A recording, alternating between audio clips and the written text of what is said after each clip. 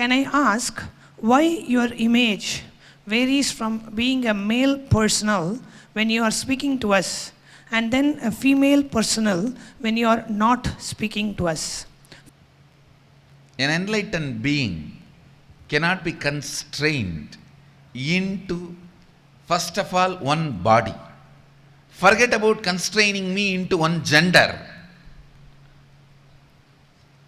In Vedic tradition, we call enlightened beings as transcendental gender, not transgender. Transcendental gender. Neither male nor female or gay or lesbian or transgender. It's a separate kind of a body. We call it Divya Sarira, which reflects the way you want to see, you will go on be seeing it. The way you want to perceive, you will be perceiving it.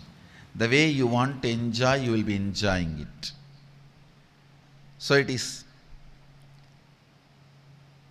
even in language, words, Sanskrit gives exemption from all the grammar, rules, everything to enlightened beings. The Sanskrit grammarian, he says, enlightened beings are trying to express something which can never be expressed through words. So they are exempted from all grammar rules, everything. It is called Arsha Prayoga. Whenever a rishi uses the language for his own convenience, the way he wants and the way he interprets, it is accepted as a trend and grammar rule, and it is called Arsha Prayoga. He is not bound by the linguistic rules, grammar rules.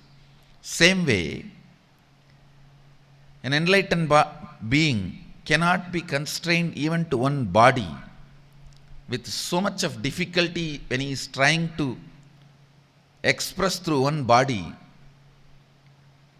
You can never be able to constrain him to one gender. Whether psychology or physiology or the whole system, the body I carry, nothing can be framed into one gender. Actually, the enlightenment itself is a physiological, psychological mutation. So that is why, if you are a keen observer, means if you are a living, observing, witnessing personality, then you can understand the form I am carrying is beyond the genders.